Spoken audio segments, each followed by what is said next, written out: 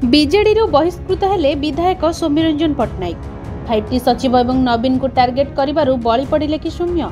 प्रथमे तांकु दलर उपसभापति पदरु बहिष्कृत करा जायतिला, एबे दलरु विदा करा जायछि। एने घोषणा करिसेंती खोद नवीन पट्टनायक। सौम्यको संवाद लोन स्काम नै सौम्य को बहिष्कार करा जायछि।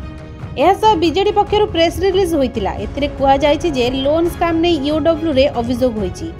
एने अनेक पूर्वतन कर्मचारी अभियोग करिसेंती। जाल डॉक्यूमेंट जोगे कोटी कोटी टंका उठा जाइछि। यह एक बैंक फ्रॉड बीजेडी पक्षरु कुआ जाइछि। जेबेठु सौम्यरंजन पट्टनायक आम घर हालचाल रे जेमिति कि गत मास 18 निज जन्मदिन अनुचिंतारे मंत्री बड़ कि सचिव बड़ बोली प्रश्न पचारिथिले।